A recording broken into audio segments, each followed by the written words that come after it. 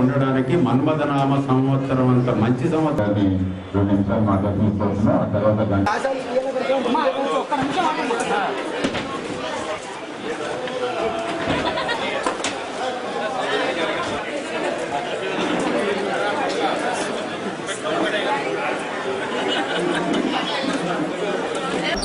Face చేసాం.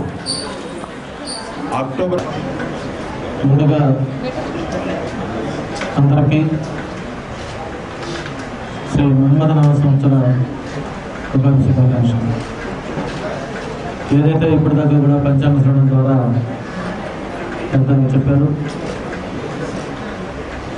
ఈ కొత్త సంవత్సరంలో మనకు అన్నీ కూడా మంచి జరగాలని, మళ్ళీ ఎంతోమంది కష్టంతో ప్రత్యేకించి పార్టీ కార్యకర్తలు నాయకుల యొక్క కృషితోటి మరి విడిపోయిన ఈ రాష్ట్రానికి మన ప్రీతం నేత చంద్రబాబు నాయుడు గారు ముఖ్యమంత్రి గారు కావటం, మరి ఈ కొత్త రాష్ట్రంలో చంద్రబాబు నాయుడు గారు ముఖ్యమంత్రి అయిన తర్వాత మళ్ళీ మనం జరుపుకుంటున్న మొట్టమొదటి ఉగాది.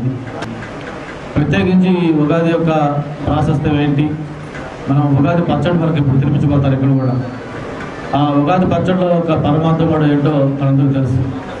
జీవితం అంటే అది ఒక వడ్డించిన వస్తువు కాదు. జీవితంలో కష్టాలు, సుఖాలు, ఎత్తులు, పల్లాలు, బాధలు, ఆనందాలు అన్నీ కూడా మిళితమై ఉంటాయి. దాదాపు దాంట్లో కూడా ఒక 80-90 మందికి యువకులు బాగా ఉత్సాహంతో ఉండి అనుభవం వాళ్ళందరూ కూడా దాంట్లో అవకాశం కల్పించబోతాము.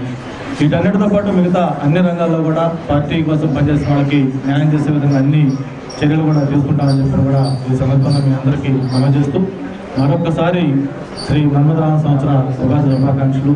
అందరూ కూడా మంచి జరగాలని కోరుకుంటూ సెలవు తీసుకుంటున్నాను. జై హింద్.